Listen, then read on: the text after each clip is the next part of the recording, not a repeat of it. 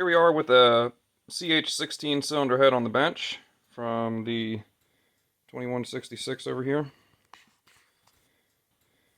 We are going to continue with the head gasket. So I'll show you a couple things. Here's another look at the head gasket where it's blown out there on the edge.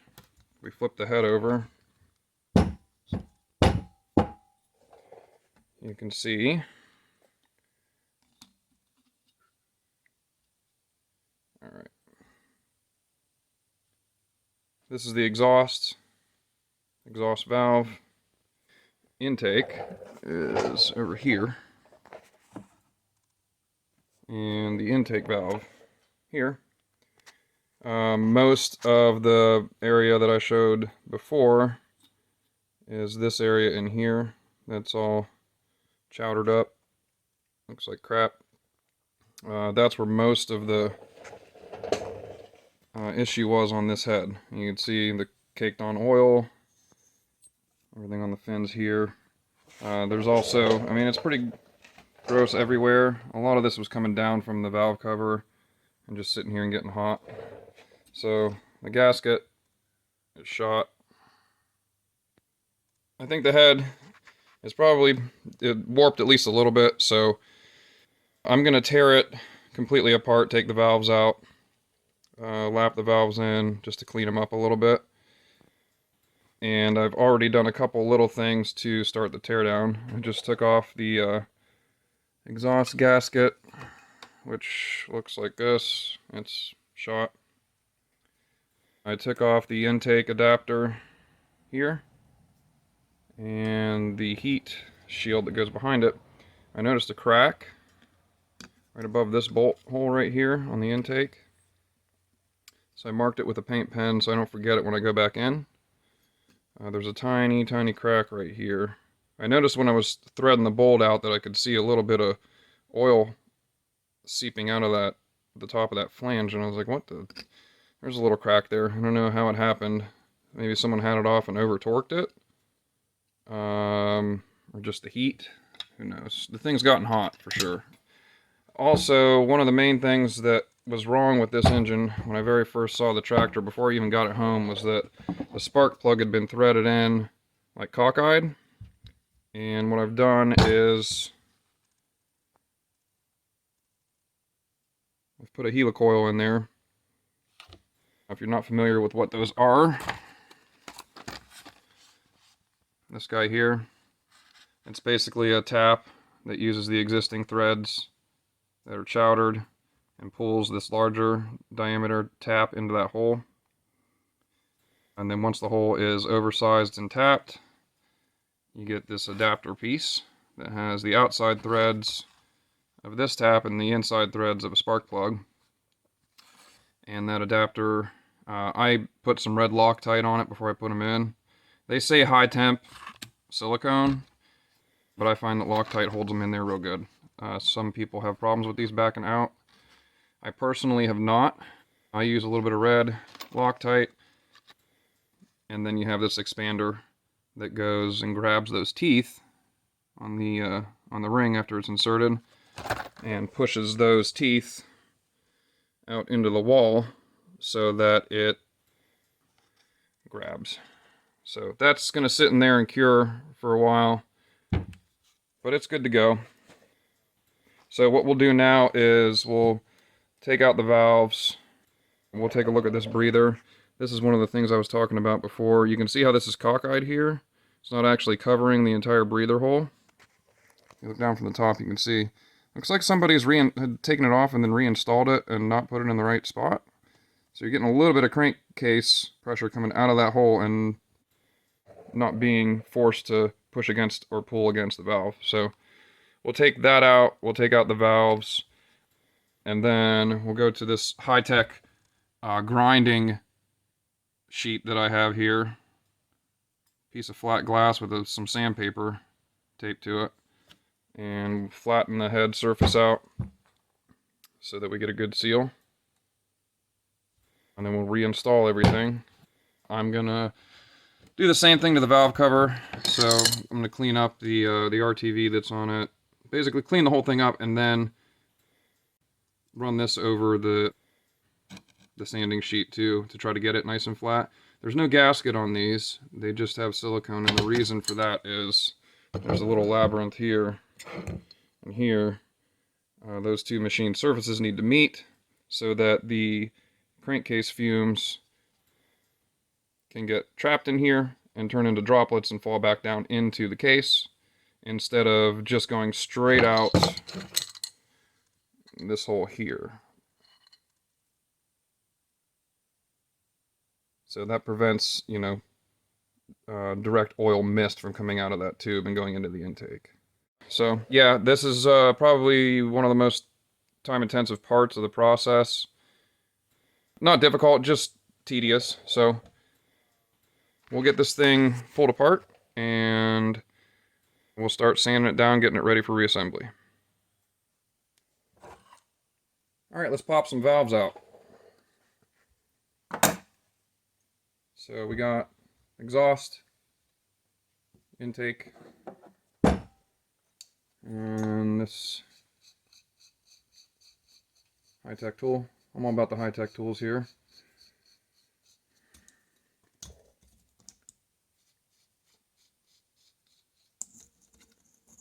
Nothing special. Pretty standard stuff here. Oh, I forgot to mention in the last video, I'm going to replace the valve stem seals too. So we're going to compress the spring by screwing this down.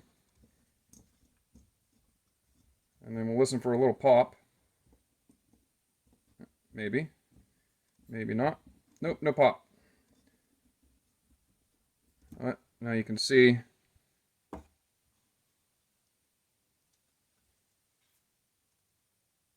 Yeah, now you see the keepers there. So we push the spring and the retainer away from the keepers. Pop them off. Those little guys there. And we'll set those aside along with the intake adapter so we know it's intake side. Just to keep, just standard practice, just keeping all of the intake stuff on the intake side and keeping all the, oh, that's the exhaust. Never mind. That goes on the other side. So keeping that together with the rest of the exhaust stuff. Then we're going to loosen it up.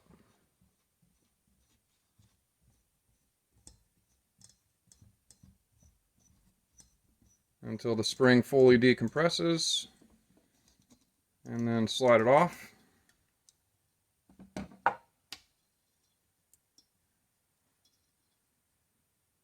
Pull out the spring. There. Now the valve will just slide out. Like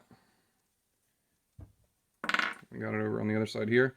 And then when you pull the valve out, make sure it's not seizing in the guide at all. Make sure it comes out nice and smooth. You don't want to score up the guides.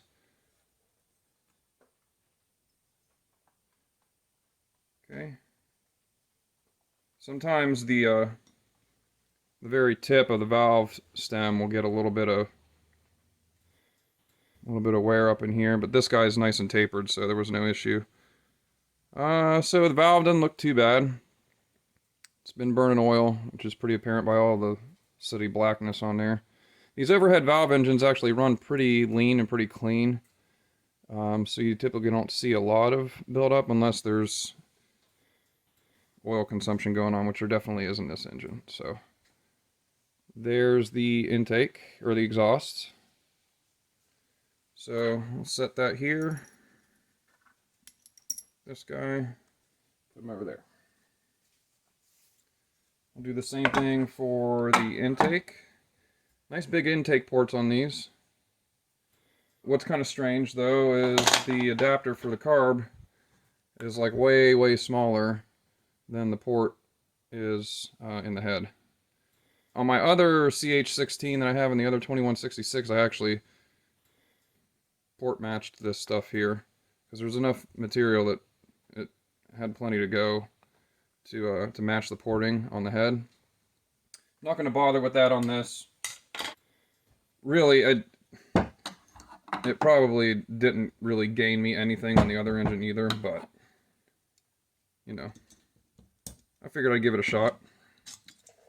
Okay, same process here. I'm just gonna compress the spring, set it in the center of the valve here, tighten it up against the spring. Keepers on this side. Feel a little snap and it pops off of its seat.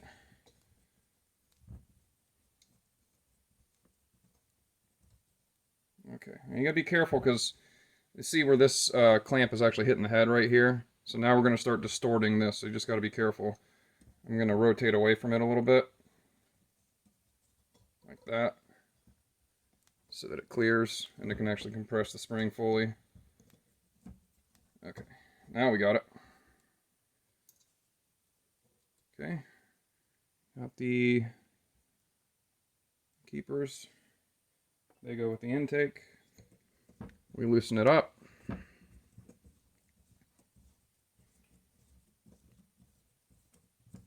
And since this engine has gotten hot, we're going to take a good look at the valve seats. And make sure that the valve seats haven't shifted. Dissimilar metals on something like this, like an air-cooled engine with an aluminum head, if it gets hot, the aluminum expands at a much different rate than the harder components that are around it, like the valve seats. And on some engines, I'll show you this side as we're coming out. So here's the valve stem seals. They're pretty brittle. Yeah, they're definitely, those are getting replaced. I bought new ones, so, but they feel pretty brittle. On some engines, I know the Briggs are pretty bad about it. At least the Intex are, not the Vanguards. They get hot, they'll drop the seat. And the seat is over here on this side. It's where the valve contacts the head. And there we go. Real easily. There's our intake valve. You're looking for, you know, excessive wear in general. I'm not going to mic any of this stuff because I don't plan on replacing any of it, but I'm looking for signs of evidence, signs or evidence of excessive wear, which would indicate that I would not be able to proceed without putting a new part in, but that's not the case here. They're not that worn. Like a big ridge here between where the valve moves up and down in the guide, because this is where the actual rubbing is occurring. Also, erosion in this area here, where the valve would be getting eroded from all of the heat and combustion. And then you look at the face of the valve here. And we'll take this over and clean it up on a wire wheel and get a real good look at it, because you can't really see it that well right now. It just looks gooey and weird, so we'll take a better look at these after they're cleaned up. And then you're left with the bowl. It's the intake bowl, and there's the bowl for the exhaust. I did a little bit of bowl work and polishing on the last one, or porting on the last one, but like I said, I'm not going to worry about it here. You pop these valve stem seals out. Yeah. Pretty bad. I'm going to just pry those out. There we go. Oof. Man. That rubber had actually fused. That's the exhaust valve. That rubber had actually fused to the top of the guide. And like any seal, you know, if it's still pliable in the area where it needs to seal, then it's probably okay. But you go this far, you know, why not actually replace these things? It's pointless not to do it. It's not hard to do, and yeah, see the intake came off a little easier. Wasn't quite as janked up. Those will be getting replaced. And on the side here, where we're looking at, most likely it would be the most likely one to drop a seat, or if the seat would move, would be the exhaust because of the heat. So you can see how there's a ridge all the way around here. We'll clean this up and get a better look. But you're looking to see if this seat has moved from its original location. And it looks like these are still in place. Obviously the combustion chamber needs cleaned, it's gross. The valves will need cleaned up. So we'll get a wire wheel out and clean some of this up. It's aluminum, so you can't be too aggressive with it. That's the thing. That's the main thing. All this stuff's aluminum, so you can't go too crazy with it. So, yeah, that's a basic tear down to the basics of the head. There's really nothing left now. Let's get this reed valve out for the breather.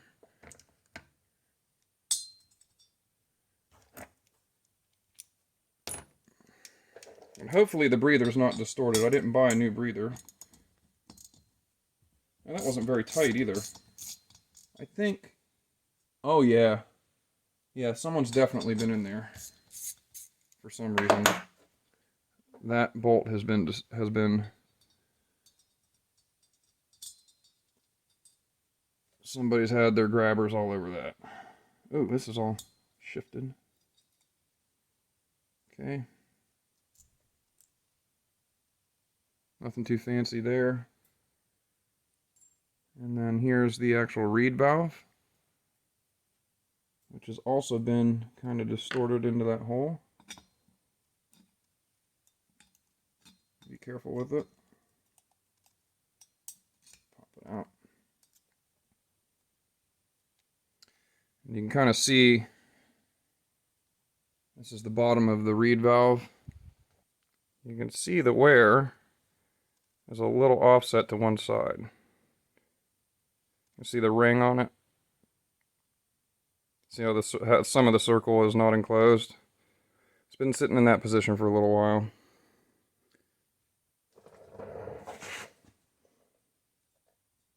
So we'll clean that guy up.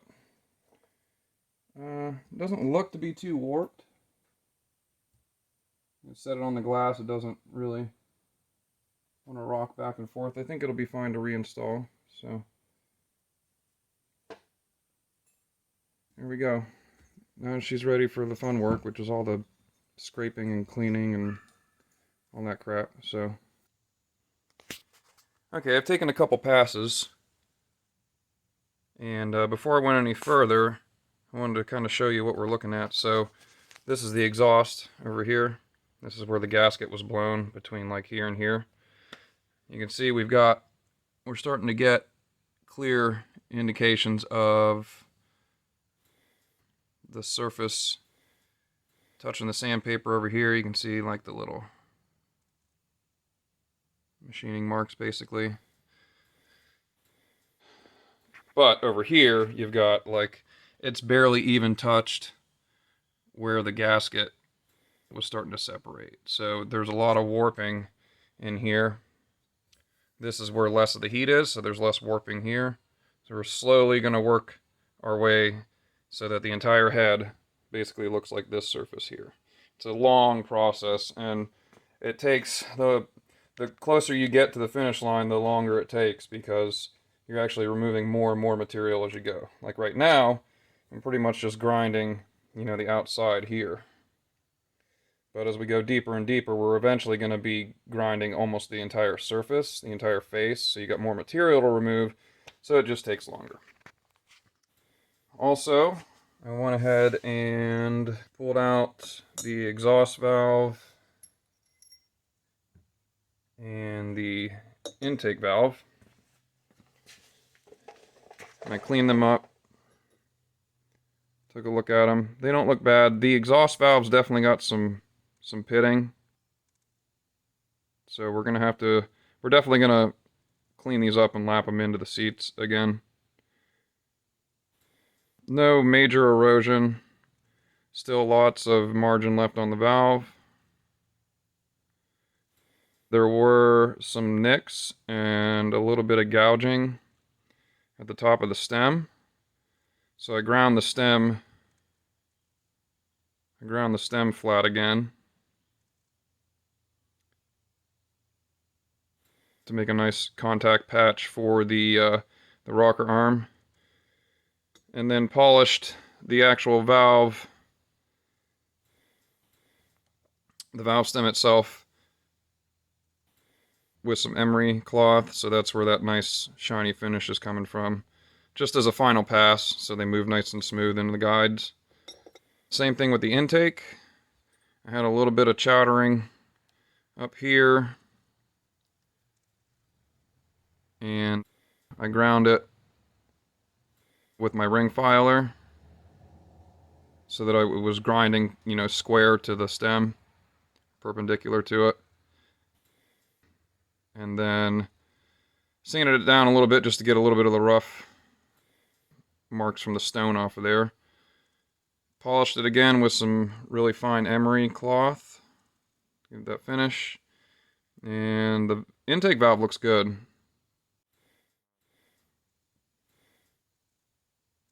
Again, a nice margin left on the valve.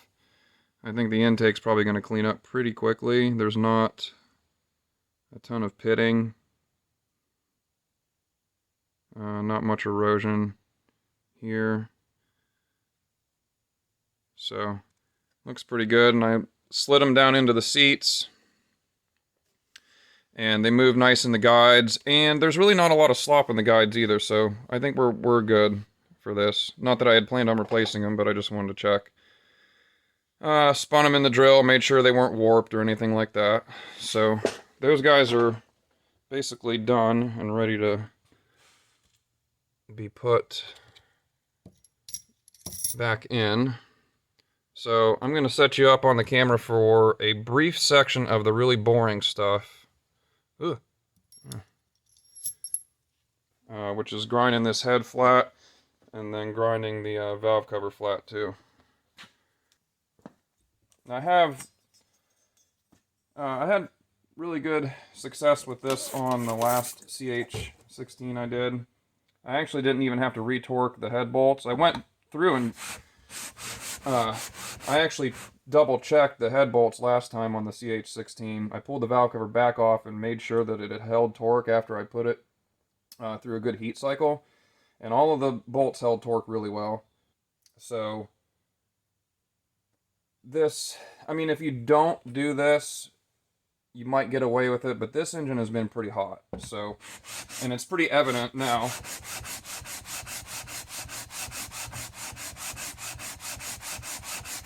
It's pretty evident just how out of flatness this head is. I'd have to look at the manual. I think you're allowed to be like 2 thou out, something like that. I'm not really going to check for flatness. I don't have a good enough machinist straight edge. I could check it against the glass if I wanted to, but really I'm just going to go until this entire surface looks like this. Out here in the areas where it's not warped. Again, you can see right in here, that's what we're fighting. That's where all the heat was. And you actually had combustion gases going out this way. When the engine would run, it would actually spew oil out of this side of the gasket here and throw it on top of the muffler. So if we don't do this, the head gasket will probably help, but it might not fix the whole problem. So back to the grinding stone.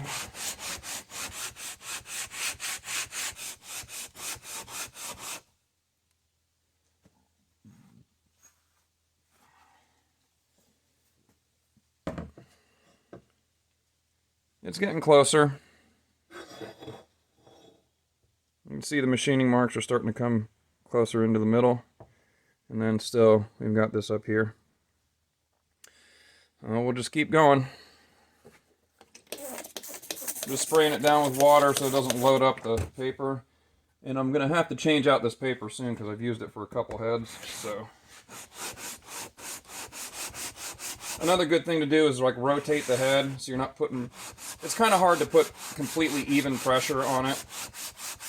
I mean, you're pushing against a flat piece of glass, but I like to rotate the head every once in a while and make sure I'm pushing evenly.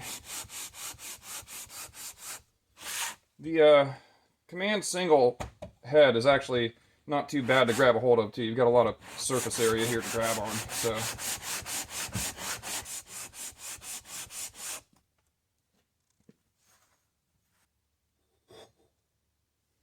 So we're slowly working our way there.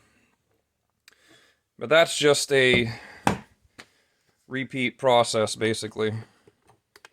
Just do that until the whole surface looks the same. And you can kind of tell by the sound when the paper's starting to load up.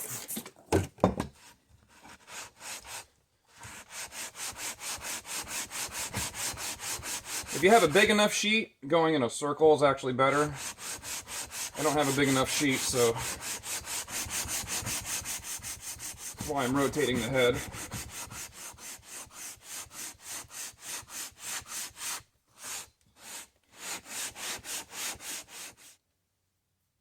Yep, we're getting there. This is slowly getting smaller and smaller. So, I don't know, another half hour of this probably, maybe a little more before it's fully... Once I get this close, you can really start looking even closer and seeing the really small areas where it hasn't quite, like right in here, you can see a little pocket right there where it's not quite as flat. A little bit over here, a little discoloration in that area. So, I mean, it's not a race car. You don't have to be crazy with it, but if you've got it, in my opinion, you got it this far apart, you might as well do this. You might as well pull the valves, clean everything out. You know, it's just, do it once, do it right, get it over with. It's not fun, but not terribly difficult either. So, we'll be back.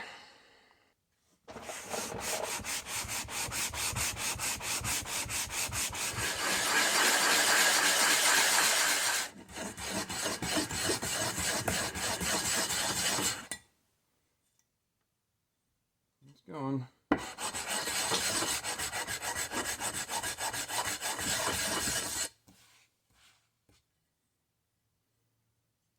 Jesus.